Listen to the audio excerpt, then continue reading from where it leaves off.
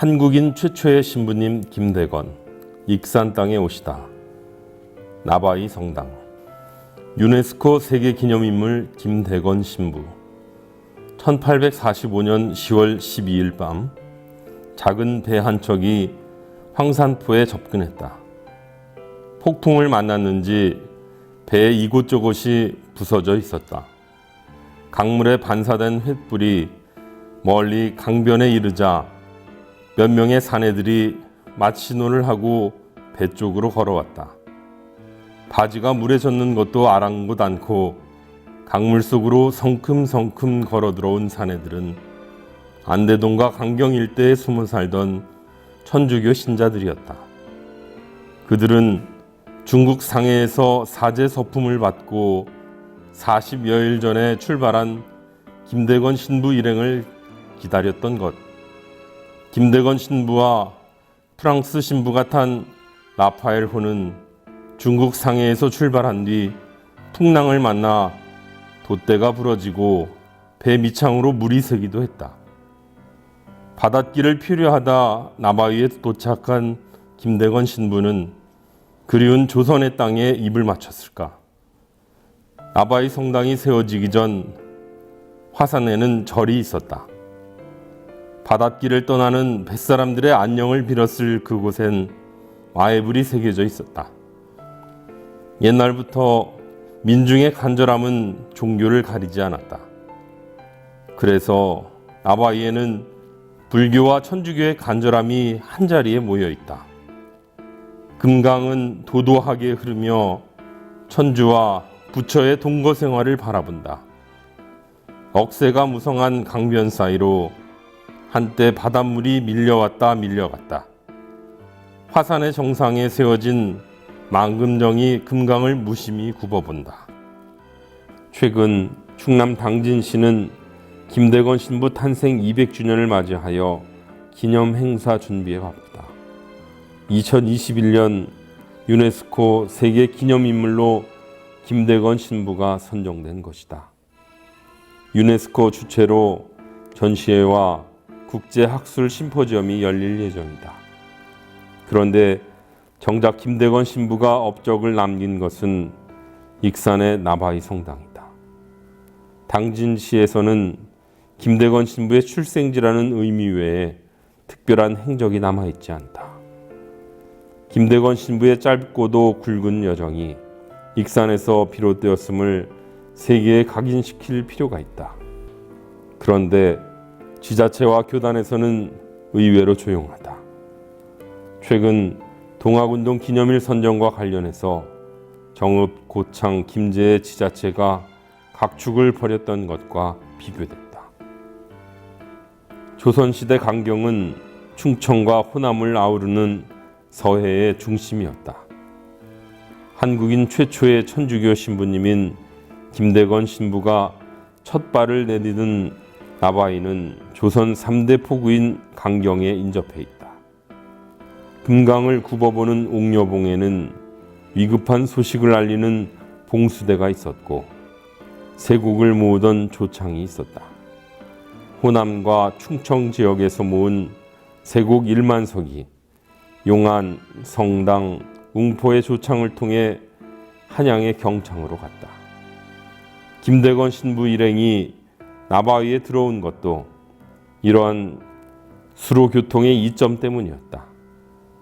물산을 유통되던 수로와 육로를 따라 김대건 신부가 품고 온 신앙도 같이 퍼져갔다. 익산은 항구도시였다. 고대 익산은 항구도시였다. 만경강과 금강 사이에 형성된 도시의 나루터는 육지와 바다를 이어주었다.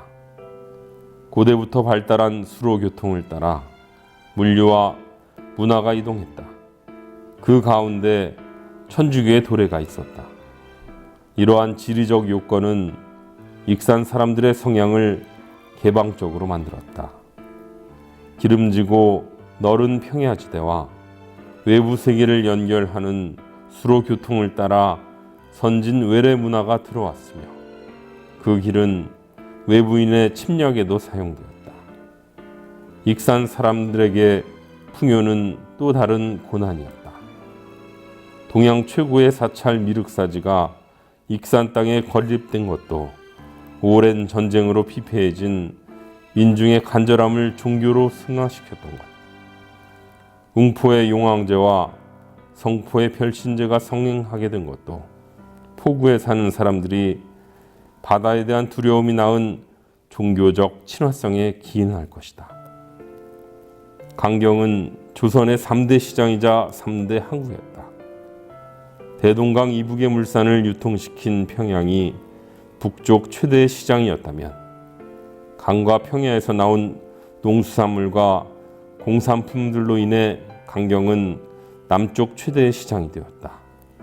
16세기 후반 무렵 형성된 강경에는 17세기 중엽부터 양반들도 상업활동에 뛰어들어 상설 점포가 들어설 정도였다. 충청과 전라를 가로지르는 금강에 자리 잡은 터줏대감이었던 강경으로 전국의 객주들이 모였다. 강경을 통해 전국의 상품이 유통되었다. 세국을 실은 조운선이 왕래하는 포구에 외래의 새로운 문화도 들어왔다. 강경은 조선의 관문이었던 것이다. 과거 대륙의 문화가 유입되어 기존의 문화와 융합된 후 일본으로 연결되었듯 금강을 통해 유입된 낯선 문화들이 익산이라는 용광로와 만나 서로 영향을 주었다. 수로를 따라 중국과 일본의 건설 노동자와 기술자도 들어왔다.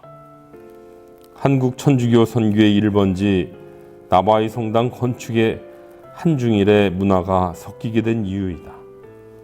1897년 나바이 언덕 아래에 있었던 넓고 아름다운 집 한 채가 800냥에 팔렸다. 이 집을 산 사람은 베르모델 신부. 김대건 신부가 첫 발을 디뎠던 이곳에 장약설 신부는 성당을 열었다. 천주교의 교세가 강경 일대에 퍼지게 된 것은 1899년 발생한 강경포 사건이 계기였다.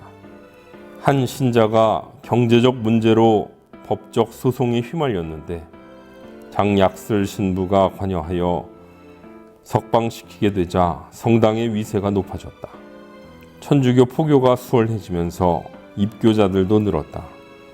새 신자들은 박해를 견디며 신앙을 지켰던 구신자들에 비해 물질적 이득에 더 관심을 쏟는 경향이 많았다. 어디까지나 이곳은 시대의 변화에 민감한 상업지역이었던 것이다. 1906년이 되자 장약설 신부는 양지 바른 곳에 터를 닫고 포안을 신부의 설계도에 중국인 기술자의 힘을 보태 새 건물을 짓기 시작해서 이듬해 완공했다. 남성 신자들은 30리 떨어진 곳에서부터 뗏목을 띄워 목재를 날랐고 여성 신자들은 머리에 음식을 이어 날랐다. 이후 프랑스에서 종을 가져와 달면서 지금의 모습을 갖추게 되었다. 전쟁 때도 미사를 거르지 않았다. 나바이 성당은 1908년 무렵 신자 수가 3천여 명이나 되는 조선 최대의 본당이 되었다. 신자 수가 늘어나자 지배 세력과 대항하여 억울하고 부당한 일을 당한 사람들 편에서 목소리를 내는 대안 세력으로 점차 힘을 키워갔다. 일제의 식민 교육에 대항하여 성당 안에 계명 학교를 세우고 문맹 퇴치에 나섰다. 일제 강점기에 한국 천주교가 친일적 경향을 보였던 반면 나바이 성당 신앙 공동체는 반제국주의적 경향을 보였다. 계명 학교에서는 일제 탄압을 무릅쓰고 애국 계몽 운동을 전개했으며 신자들에게 공공연하게 신사참배를 거부할 것을 종용했다. 민족적 성향이 강했던 나바이 성당의 청년 신자들은 이에 열광했다. 일제의 행정명령을 노골적으로 거부하던 신부가 체포되어 수감되기도 했다. 나바이 성당이 주도한 신사 참배 거부 운동은 전국적인 반향을 일으켰다. 일제에 맞서 계몽 운동을 벌였던 계명학교는 해방 후 폐교되었으며 학교 자재를 활용하여 수녀원을 건립했다. 수녀들은 전교의 방법으로 시약소를 설치하여 가난한 농민들에게 의료 혜택을 베풀고 이득금으로 성당 재정에 보태기도 했다. 현재 나바이 성당 앞에 있는 작은 건물이 1956년에 문을 연 간이진료소이다. 시약소 건물 앞에는 밧줄로 묶인 한 사나의 동상이 있고 건물 꼭대기에는 수탉이 조각되어 있다. 수탉은 예수의 첫 제자인 베드로의 회개를 상징하는 의미. 시약소에는 웬만한 의료기구가 갖추어져 있어서 간단한 수술도 가능했다. 최근 나바이 성당에서는 보수 작업을 해서 이 건물을 치유의 공간으로 만들었다. 편백나무로 장식을 하여 치유를 기원하는 신자들이 사용한다. 나바이 성당은 한국 전쟁 때는 신부가 피난을 가지 않아서 전쟁의 와중에도 전국에서 유일하게 미사가 끊이지 않았다. 성당은 화산의 오른쪽 품에 안겨 금강을 베고 들어섰다.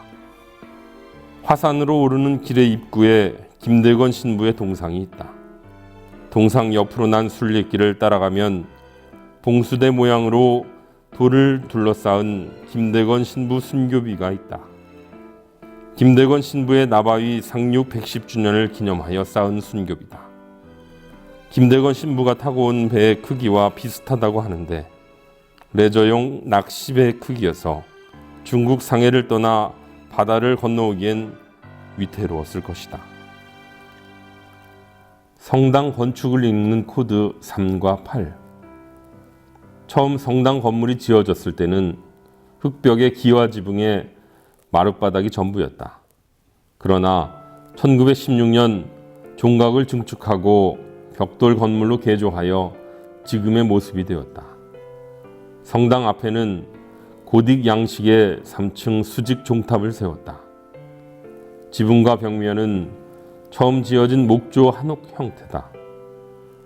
처마 위에는 용마루를 내듯 십자가를 세웠고 기와 지붕 아래에는 팔개를 내었다. 유럽식 종탑과 한식 기와 지붕과 중국식 팔각 채광창이 동양과 서양의 조화를 보여준다. 중국 기술자들은 성당 인테리어에도 8의 원칙을 적용했다. 기둥도 8개, 창문도 8개, 창문의 모양도 팔각형이며 심지어 세례대도 팔각형이다.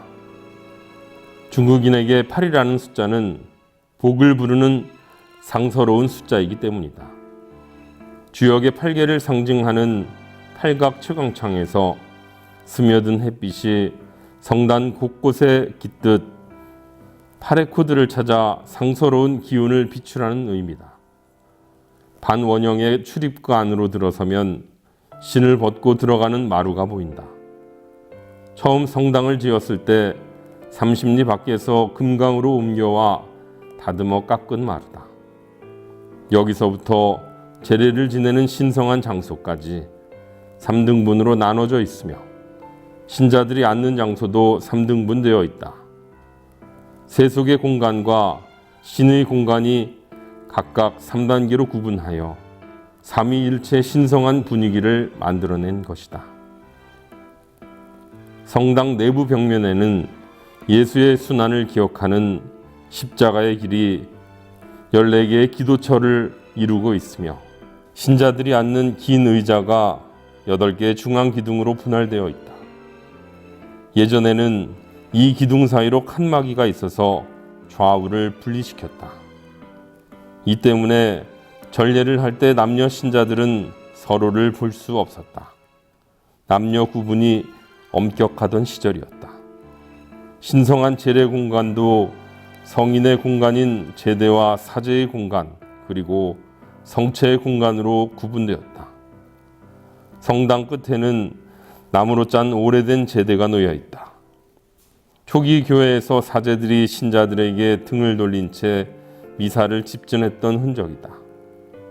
성당 내부의 가장 높은 곳에는 성당이 지어졌을 무렵 중국에서 들여온 마리아와 요셉상이 모셔져 있으며 그 아래에는 김대건 신부의 성회가 안치된 제대가 있다. 이것은 미사를 집전하는 제대가 곧 신과 교통하는 공간임을 상징하는 천주교의 전통에서 유래한 것이다. 최근 나바이 성당은 성지 순례자들이 늘어나면서 신자들의 교육시설로 탈바꿈했다. 2019년에는 기존에 사용하던 사제관을 리모델링하여 나바이 역사기념관으로 개관했다. 본 오디오북은 문화체육관광부에서 주최하고 지역문화진흥원에서 총괄 주관하며 전라북도 문화관광재단, 익산문화관광재단에서 공동으로 주관한 2020 지역문화 전문인력 양성 사업의 일환 중 자기주도 프로젝트의 과정으로 제작되었습니다. 또한 녹음자들의 개인정보 활용 동의를 얻고 녹음되었음을 밝히는 바입니다. 본 오디오북은 익산문화관광재단의 지역 스토리텔링 발간 사업의 일환으로 2019년에 편찬된 익산 종교화합의 성지를 가다의 내용을 담고 있습니다. 전라북도 익산은 4대 종교의 성지가 모두 위치한 지역적 특성을 가지고 있습니다. 익산 종교화합의 성지를 가다는 총 5부로 구성되어 있으며 각각 불교, 유교, 기독교, 천주교, 원불교 및 민족 종교에 대한 내용을 담고 있습니다. 본 오디오북은 쉽게 접하기 어려운 오디오북 체험을 시민에게 제공하는 한편 종교가 가진 화합의 의미를 보다 크게 담아내기 위하여 이미 종교를 가진 사람들이 다른 종교의 이야기를 읽어주는 방식으로 제작되었습니다. 아울러 이 오디오북을 통해 글자를 읽을 수 없는 등의 이유로 책을 접하지 못하는 등 문화적으로 소외되는 계층이 없는 문화 다양성의 가치를 지향합니다. 본 오디오북을 위해 힘써주신 분들에게 이 자리를 빌려 감사하다는 말씀 전합니다.